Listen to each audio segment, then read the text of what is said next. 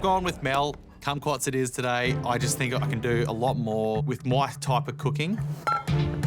So today I'm doing Middle Eastern chicken Maryland, hummus, and then a nice pomegranate salad. You know, use the kumquats for a sauce or a glaze. It's hitting the brief. It's in my cooking ability. It's, you know, it's a safe one. I really hope it's enough to keep me out of round 2 because, yeah, round 2 is worse than round 1. Like this season, I'm just thinking, doing smart moves. Brent from the show before probably wouldn't have done that. But it's just what's up here is what's going to be on the plate.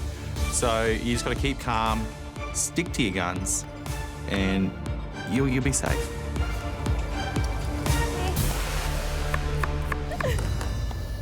Today I'm going to do sort of Middle Eastern spice chicken Maryland.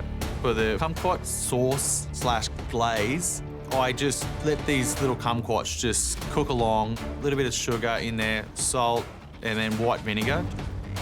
I blitz it up, strain it. As I'm tasting it, I love it. It's delicious. Looks good. Yum.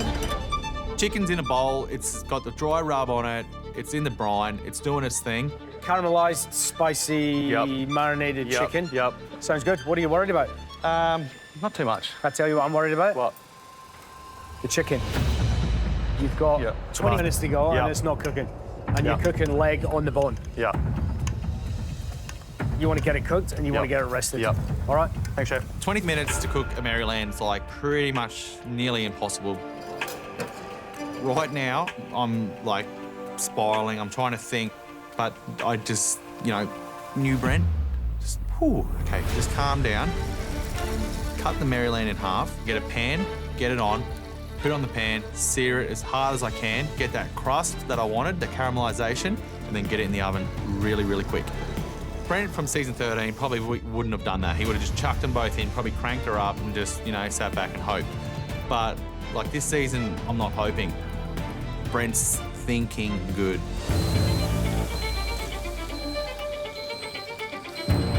I'm down the chicken's level. I'm probing it for internal temp, and I'm just, I don't even want to look at the number. I can see it's rising, and I just, do not stop. Just keep going. Keep ticking up. Right now, there's not a lot I can do. I've just got to sort of get it on the plate and just hope. I'm walking my dish up, and I'm like, oh, this is that feeling, you know, hacking it again. Like, I don't want to be in round 2. Brent, what's the dish, please? Middle Eastern spice chicken on hummus with a pomegranate herb salad with a kumquat glaze. Happy with the kumquats as an option today? Yeah, they're pretty versatile, and I just knew that I was going to use the kumquat and probably go savoury with it and just heavily spice something. Well, it smells fantastic. They're cutting through that chicken, and I'm just, I am dead set zoned in on that chicken. What have I done? Like, if I serve raw chicken, Gonskis, might as well walk out of that door.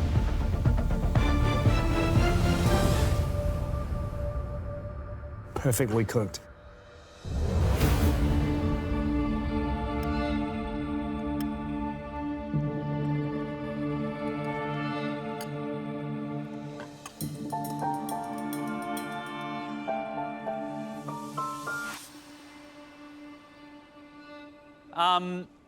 I think you showed your nous in round 1.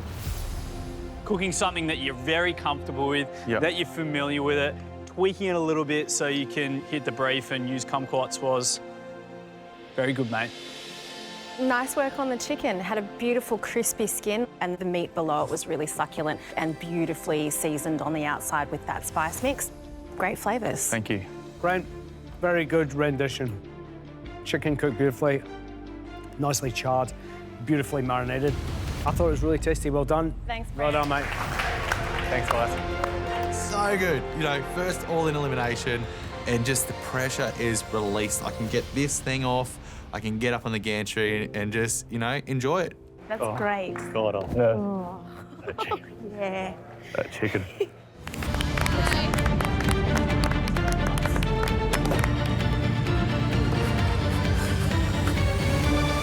Oh.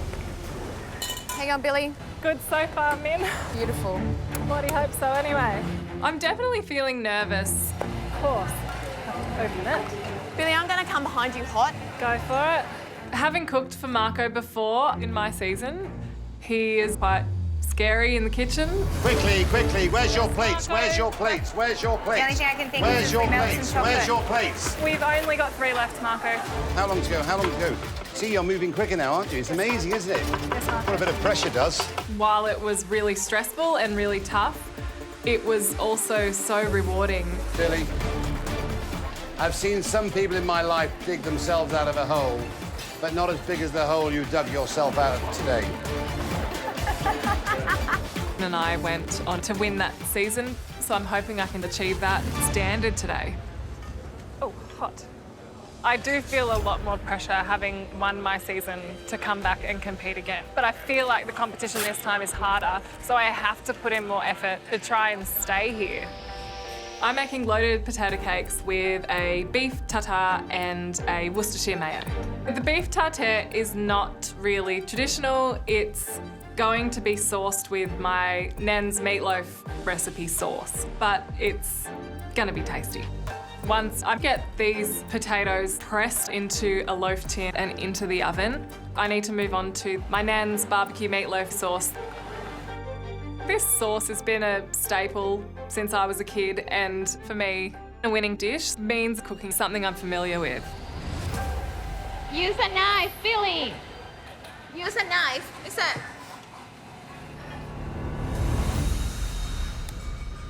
Billy, you okay? Yep. Yeah. So my potatoes are in the oven cooking for my potato cakes, and I'm working on my Nan's barbecue meatloaf sauce. So it's pretty well a lot of those ingredients all mixed together. So your Worcestershire tomato, mustard, lemon juice, vinegar, and a bit of sugar. Go, girl. Smells so good. So the role of Nan's meatloaf sauce sort of takes over the role an egg yolk and flavourings would in a traditional beef tartare. So you're going to get quite strong barbecue flavours, but I think that will go well with the potato and a mayonnaise.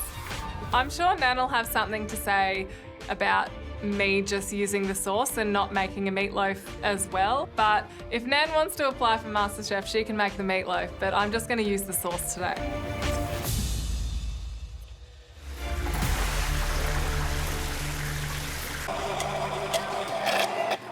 Pretty much all the elements done so far.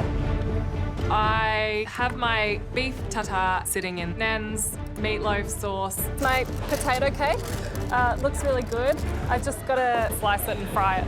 I'm feeling pretty confident with these ingredients, but there's always an underlying tone of terror having to cook for Marco.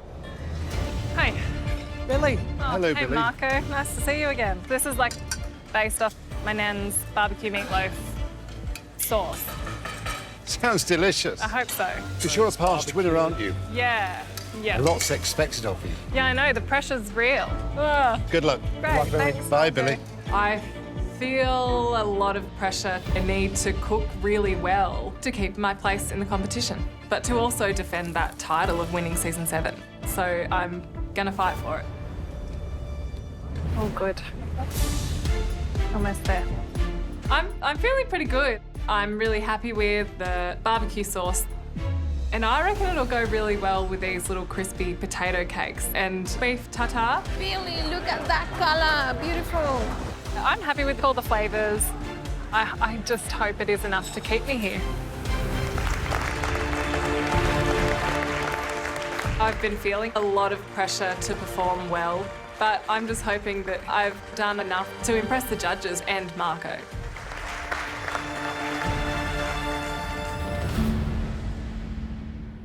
Billy, what's the dish? So it's loaded crispy potatoes. There's some beef, anchovies, capers, and a Worcestershire mayo.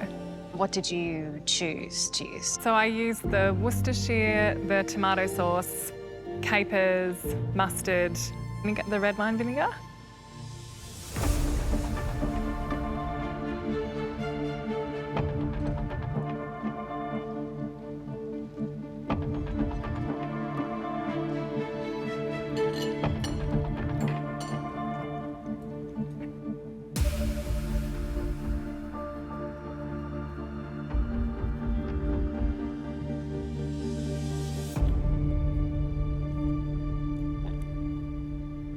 You're a very clever and thoughtful cook. You really are. And your palate is very good too. If you were blindfolded, you would never know it was raw meat. You just think this is delicious. And I think the Worcester sauce mayonnaise is genius. The fact that you have that confidence to put that entire anchovy across the top. It was good. It was truly delicious. Thank you. I love that what you've taken is ostensibly a hash brown and your nan's meatloaf and turned it into this, because I don't know that anyone else would have imagined it in the same way. I think that there's such an amount of technique and humour and wit about the way you've configured everything. I think this is restaurant ready. Thank you. I agree with Marco. You'd be hard pushed to tell there was raw meat in that, because the balance was so fine, so beautiful. And also there was that balance in textures, the crisp base, and then the slight sort of that give that the anchovy has, the creaminess of the mayonnaise. It all worked together beautifully. You used Marco's pantry very, very well. Very well. Very considered, and a great dish. Well done. Thank you. Nice one, Millie.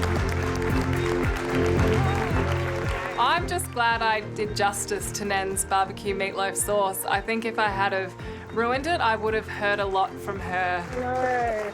Got a win for Nan. She's amazing. Come on.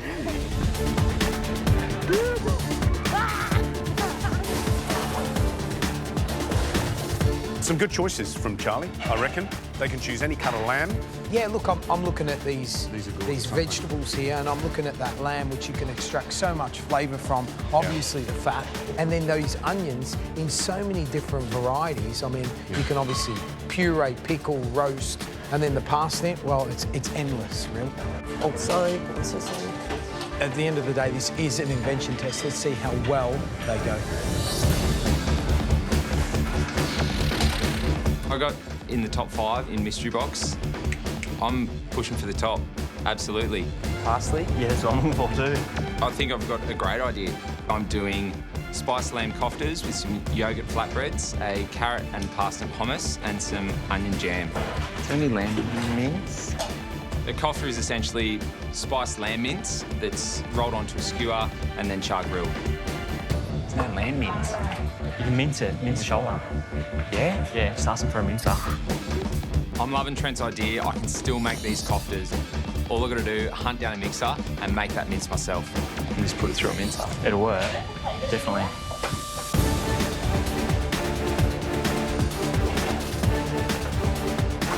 Good luck, love. Thank you, babe. Good luck. You know the magic words? Make it inventive. 1 hour to go. Come on, guys.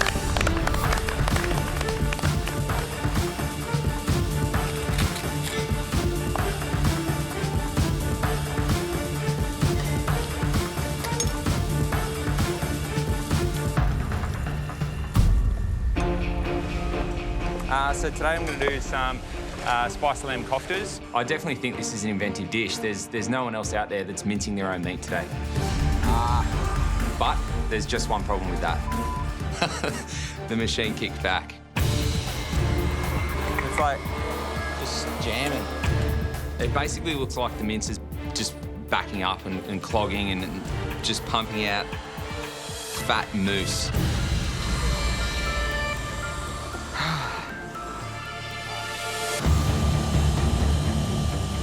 It's killing me. I'm starting to sweat for sure. This is not a part of the plan. I don't want to change my idea because I'm happy with it, but I'm going to have to come up with a solution pretty quick. Or it's bottom 3.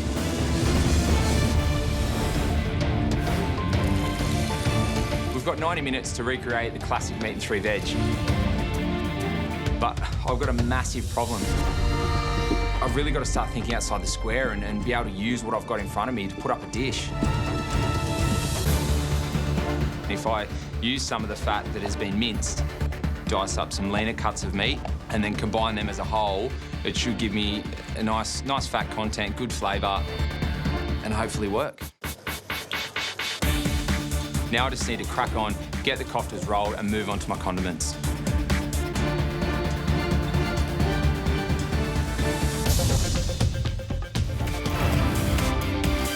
it's all happening. I've got koftas, flatbread, my onion jam. I think it's definitely inventive. I'm just hoping it's enough to get me into that top 3. It must be all on the plate. 30 seconds to go, come on. 10 seconds to go. 9, 8, 7, 6, 5, 4, 3, 2, 1. That's it. Your time's up.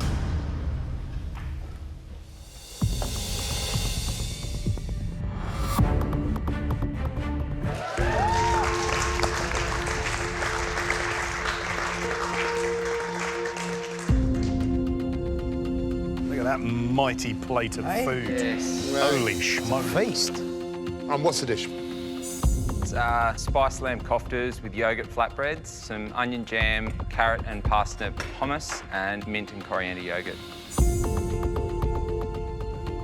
Chop off a bit of lamb. Yeah, chop a bit of lamb and just kind of...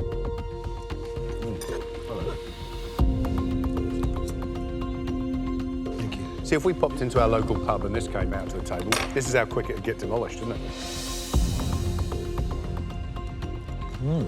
Oh, yum. Good onions. Yeah, let's not beat around the bush. That is absolutely fantastic. Nailed it. That's proof in the pudding, man.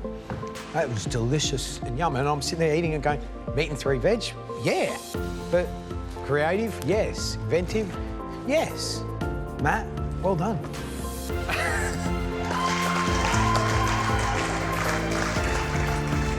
That's a good day at the office. What are you making, Mills? No idea. Excellent. I'm so proud. I have most certainly never cooked a meat dessert. I've never even considered cooking a meat dessert. Let's go, Mills. Oh! But I'm actually feeling quite inspired. I think that I'm just going to dive into this challenge and really embrace it because at the end of the day, it's actually pretty fun. Like, I would never put meat in a dessert. And the fact that I get to do that today wearing a white apron, I'm just going to enjoy it. Good job, Millsy. Emelia, Hey, Doc. what are you doing? Fig and pig. Pig and pig. Fig and pig. Or fig and pig. Fig and pig. It's not as good as pig and pig. Should I just drop the fig? Yeah, drop the fig, just do pig. No, what are you doing with the pig? So I'm pressure cooking it, and then I'm going to kind of candy it. And then I'm going to cook the pig in another fig leaf syrup, and then like a burnt cream, and then pig skin twirls on top, so it's like a creme brulee. Okay. And then raspberry fig leaf sorbet, fresh fig. That'd be really nice with pork. I see where you're going with that. Sounds delicious. Hope so. Are you excited? I'm actually really excited. You can do it. Go, Millsy. I pretty much just want the pork belly to cook down until it's shreddy and soft in that pressure cooker. I've just used sugar syrup to sort of start getting some sweetness in there and try to get some of that big savouriness away from it. I had immunity last week. I had the best time of my life standing up on that gantry, so I want it again this week. Come on, Mills. Woo! All good, Millsy? Yep. Nice. Oh my gosh. I like watching Emelia cook. She's very zen. I've got my pork belly in the pressure cooker and I've got my crackling in the oven. And now I'm working on my raspberry and fig leaf sorbet. Nice colour. Woo! Oh, girl. Messy, Millsy. All right, Emelia. No, let me clean my bench first.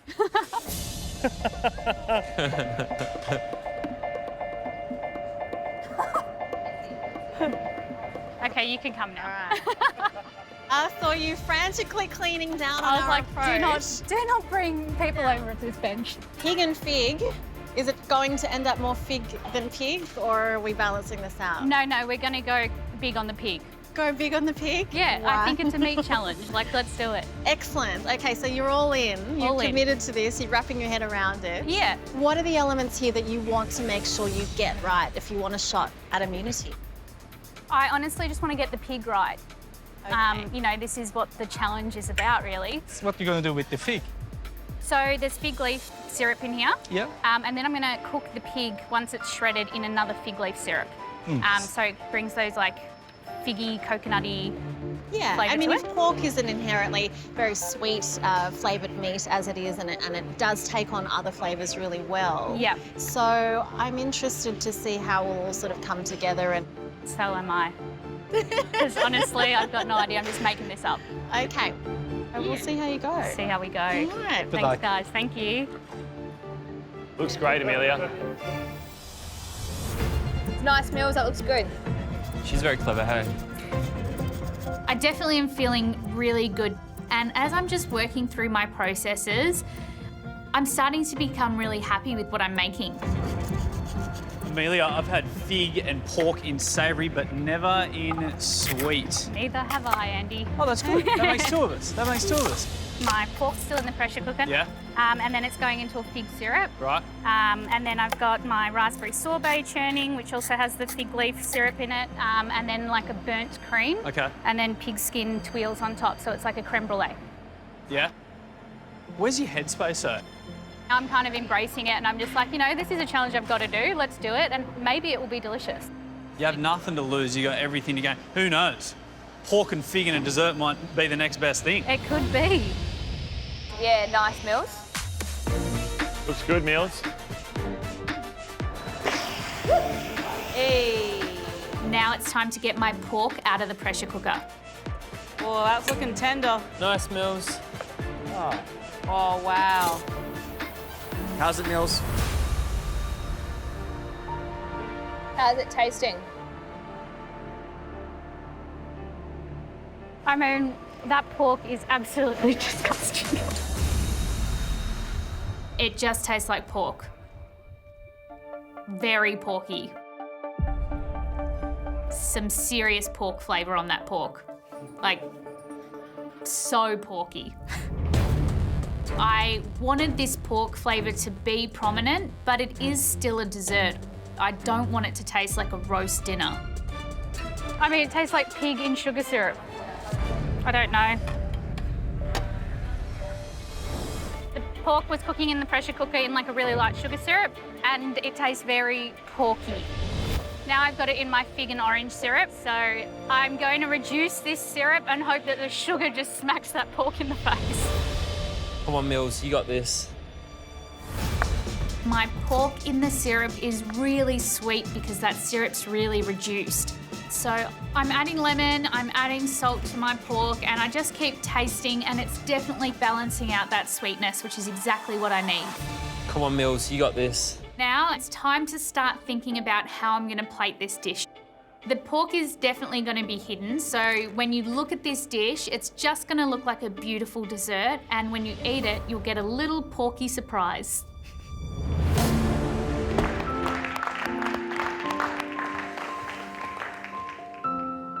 Emelia, what's the dish? This is a pork, fig and raspberry brulee. So on the base is pork belly that is cooked in a fig leaf syrup, and then there's pork fat in the custard, and then there's pork crackling on the sugar twirl.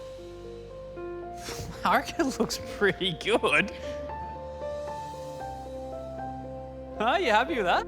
Yeah, I'm really happy with it. I reckon we dig in and have a taste. I think it looks great. Let's do it.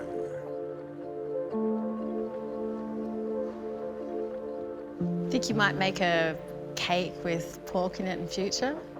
I could make it, but would anyone buy it is the question. I reckon if there's one customer, he may be playing up your food right now. I was going to say, wedding anniversary, birthdays, Jock, I'm your gal. Awesome. Thank you. Thank you. There's some serious amounts of pork in here. I didn't shy away.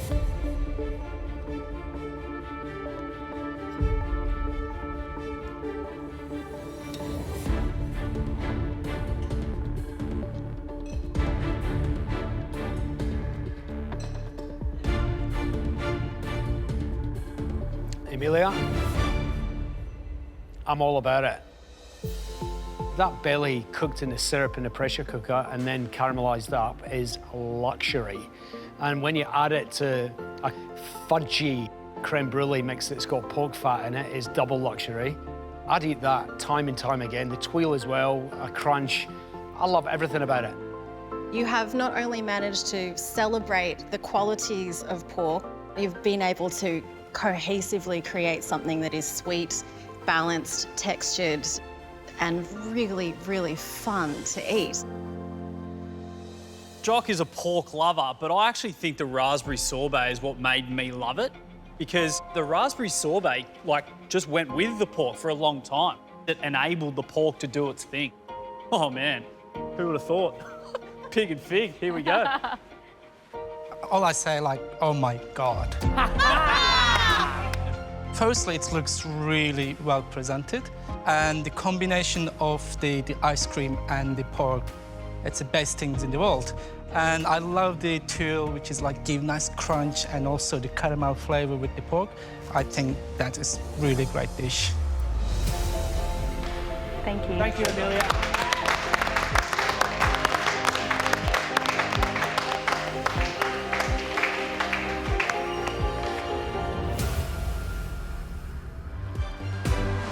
Gee, there's some beautiful ingredients, isn't there? Lots of local stuff, local cheeses, herbs, all sorts of things. So really a lovely kind of start to do a surf and turf. Any ideas? You know what it is? What we don't want to see is that sort of old pub Aussie classic of, Yeah, well, you're talking prawns and garlic sauce with a bit of beef. Yeah, with a, Sounds kind of good to me. Beef on you the can side. reinvent it, though, couldn't you? Well, that's exactly that. Yeah, and you don't have... the oyster carpetbagger was a classic back in the day. I mean, I don't want to see that again, but done in a really cool, modern way, could be amazing. It's got to be more interesting, but still as good tasting. Yeah.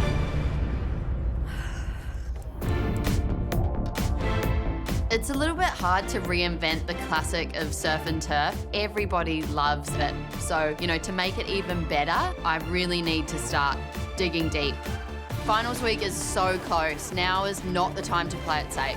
I need to stand out if I want to be in the running for that fast track to finals week advantage. So I'm going to get really creative and push myself outside of the box. Well, I'm actually... There's a lot of there's a lot of really good ingredients, but I can't pick what you're cooking. There's grapes and galangal. Where are we going? So the dish is lamb and scallops with cauliflower and laksa sauce. I want to do sort of a fusion of spices in this dish, but show that they work, I think we just exit because I've got no idea. Yeah. Oh, wow. Yeah, it's weird, isn't it? The judges have just walked away from my bench, and I feel like I have got everything on the line, putting lamb and scallops and laksa, all together on the plate. It's, not your usual flavour combination. I'm taking a huge risk. The judges have never just walked away from me before, so it's a little bit concerning, but I'm just going to go with my gut. This is not your regular surf and turf dish. Come on, Tessa. Yeah, I'm going. I know that I need to take a risk with my creativity if I want to produce something that will hopefully win me this challenge. You can do this, yeah? Yeah. You know how to bring the flavors. Come on. With my laksa sauce, I'm using lots of aromats, some coconut cream, and then really let that simmer. I know that I'm being really ambitious, but I'm hoping that the judges see how these flavors actually marry really well together.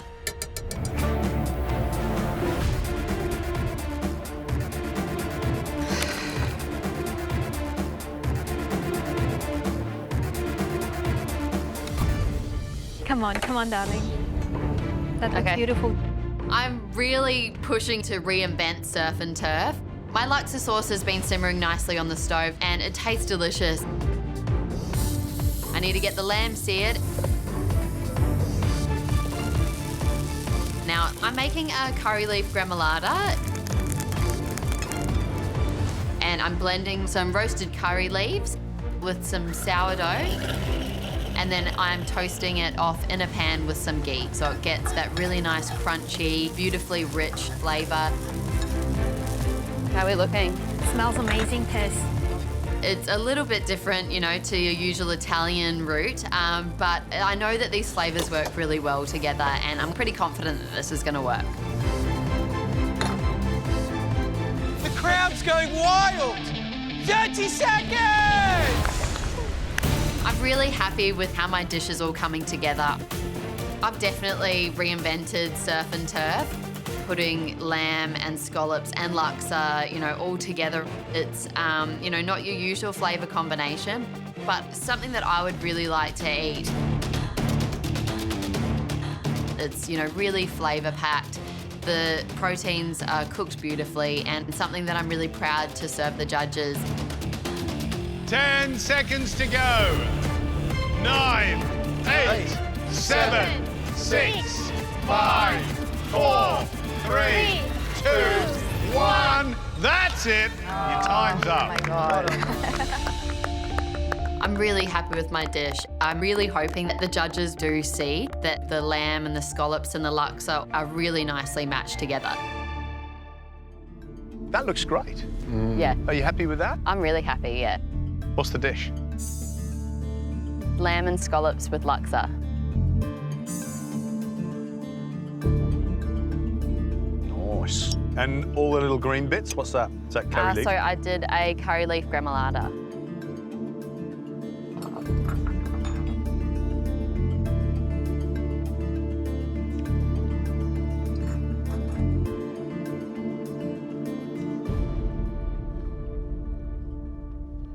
Yum. Yeah. Yum. Yum. You know what is more surprising and delightful than yum? It's just the creativity. It is unexpected. You've got this kind of little tumble of, you know, this crisp gremolata with curry leaf in it, which, random idea, but absolutely brilliant, over the top of the seared scallops. And that just beautiful sauce. And the most sophisticated presentation. It's surf and turf that I have never seen before. I'm very happy with it. Thanks, Kerry. You know, the brief was surf and turf 2.0. I think this is surf and turf 10.0. It's frickin' delicious. This is a mark of the year type of dish. This is like up there, Kazali. I love it when you know you're on a winner, and that's how you presented the dish. I love the fact that the fish sauce works so brilliantly with both the scallops and the lamb. It's such an odd combination of flavours that works so perfectly. Ever seen a lamb laksa? No. Wow. That's the way to start a week in the West, is with dishes like that. It should sit in the first 3 pages of your cookbook because it's beautiful. Thanks, guys. Thank you so much. Well done, Tessa. Well done, Tessa. Well done.